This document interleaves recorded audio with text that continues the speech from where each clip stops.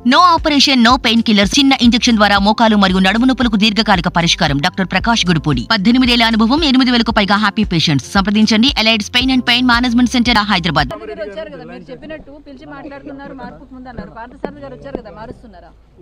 పార్సారథి వచ్చాడు, పామర్ అనిల్ వచ్చాడు, గుడివాడ నుంచి నేను వచ్చా, బందర్ నుంచి నాని వచ్చాడు, అవినిగడ్డ నుంచి సింహాద్రి రమేష్ గారు వచ్చాడు, మా పార్లమెంట్ నుంచి 5 ఎమ్మెల్యేలు వచ్చారు. మీరు సారథి గురించి ఎందుకు అడుగుతున్నారు?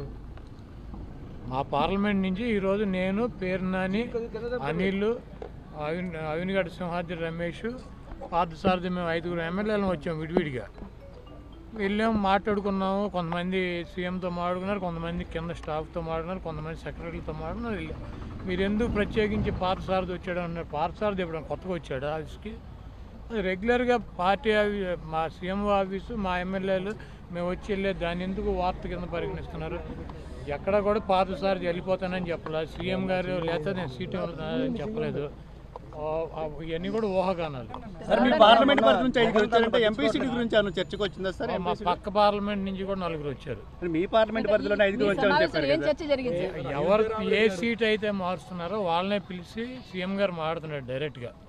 దీంట్లో ఎమ్మెల్యేలను పిలిచి ఎంపీ గురించో, ఎంపీలను పిలిచి ఎమ్మెల్యేల గురించో చర్చించి మా ఒపీనియన్ తీసుకుని మార్పులు చేర్పులు ఉండవు. పూర్తిగా ఆయన దగ్గర ఉన్నటువంటి సమాచారం ప్రకారం ఆయన ఎక్కడ ఎవరు పోటీ చేస్తే బాగుంటుంది, ఎవరు పోటీ చేస్తే బెటర్గా ఉంటుంది, ఎవరిని పోటీలోంచి తప్పిస్తే బెటర్గా ఉంటుందని ఆయన ఒక లిస్ట్ పెట్టుకుని ఆ లిస్ట్ ప్రకారం ఆయన చేస్తున్నాడు. ఇక్కడ ఎవరిని కూడా ఎవరిని తప్పించడాలని, ఎవరిని పెట్టడాలని ఎవరు అభిప్రాయం లేవు. ఏం చర్చ జరిగింది సార్? మీరందరూ ఏ విషయం మీద చర్చించారు? నేను సీఎం గారిని కలిసి ఏదో మా కాన్స్టిట్యున్సీకి సంబంధించి నేను అడిగాను.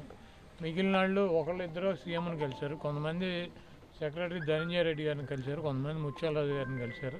అక్కడ సీఎం వాళ్ళు మాకు ఎక్కడన్నా కలెక్టర్లకో లేకపోతే అధికారులతోనో ఎక్కడన్నా పెండింగ్లో ఫైల్స్ ఉంటే ఆ ఫైల్స్ క్లియర్ చేయమని, ఎన్నికలు వస్తున్నాయి కాబట్టి మాకు అడ్వాంటేజ్ ఉంటుంది కాబట్టి అక్కడ అధికారులు మా మాట పట్టించుకోకపోతే ఇక్కడికి వచ్చి చెప్పుకుని అవన్నీ క్లియర్ చేయించుకున్నాం.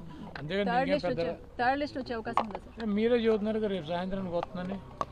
ఎన్టీఆర్ఆర్ పెట్టినటువంటి పార్టీలో పందికొక్కులాగా చేరి డబ్బులు నిన్న ఇక్కడ మీటింగ్లో చెబుతున్నాడు. మీరందరూ నేను 40 ఒక్కొక్కళ్ళ పిల్లలకి 15,000 ఇస్తాను సంవత్సరానికి, 4-5 పిల్లల్ని కనమని చెప్పి ఆ 15,000 నీ పప్పు గడికి వాడికి ఆడితో కనిపించవు 4-5.